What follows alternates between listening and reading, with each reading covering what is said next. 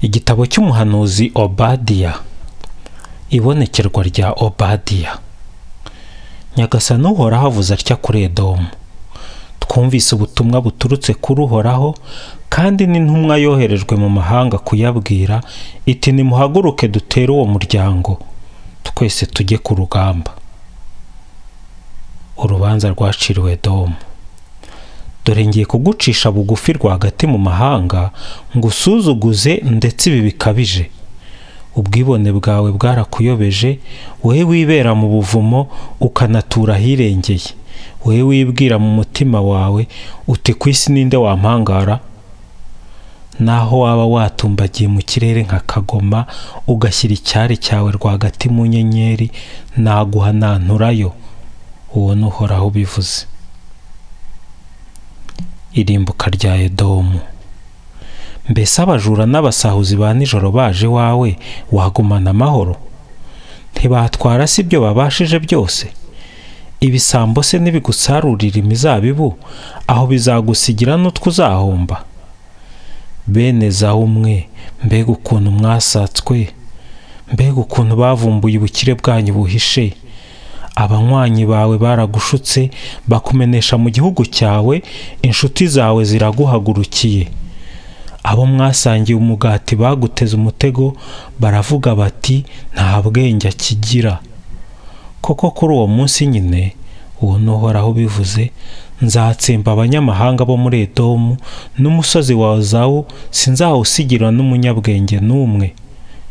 Temani nawe, intwari zawe zizashya ubwoba, ku buryo muri icyo cyorezo icyitwa umuntu cyose kizatsembwa ku musozi wa Ezawu. Icyaha cya Edomu. Urugomo n'ubwicanyi wagiriye umuvandimwe we Yakobo nibyo bitumye uzakorwa n'ikimwaro, ukarimbuka ubuziraherezo.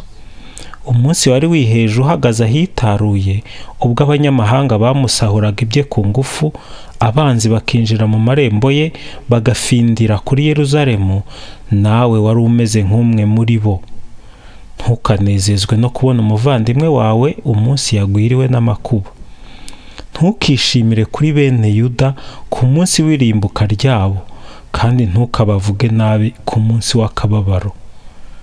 Ntukinjire mu marembo y'umujyi w'umuryango wanjye ku munsi w'amagorwa yawo. Ntukanezezwe nawe n'amakuba awugwiriye ku munsi w'amagorwa yawo. Ntukawusabure ibyiza utunze ku munsi w'amagorwa yawo. Ntugahagarare mu mayira abiri ngo ubone uko utsemba abo bahunga. Ntugatange ababo bacitse ku icumu ku munsi w'akababaro. Ni koko umunsi w'Uhoraho uregereje, umunsi wo kurimura amahanga yose. Uko wagenjeje nawe niko uzagenzerezwa, ibikorwa byawe birakugaruke. Isiraheli izihimura kuri Edomu. Koko rero nk'uko mwanywereye ku musozi wanjye mutagatifu, niko n'amahanga yose azanywa ubudatuza. Bazanywa bageze n'aho basinda, bamere nk'abatigeze kubaho. Nyamara abacitse ku icumu bazakoranira ku musozi wa Siyoni, wongere ube mutagatifu, na bene Yakobo basubirane ibyabo byanyazwe.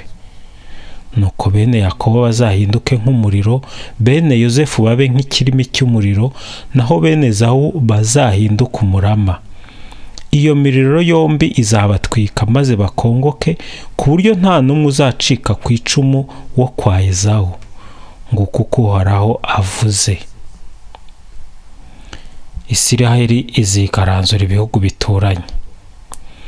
Ab'i-Negevu bazigarurira umusozi wa Ezawu, abo mu karere k'imirambi bigarurira igihugu cy'Abafilisiti, begurirwe n'intara ya Efurayimu n'iya Samariya, naho abo kwa Benyamini bigarurire igihugu cya Gilihadi.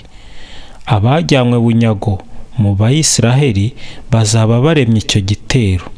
Bazanyaga igihugu cy'Abakanahani kugera i Sareputa, naho abajyanywe bunyago b'i Yeruzalemu bazature i Sefaradi, bigarurire n'imijyi yo muri Negevu.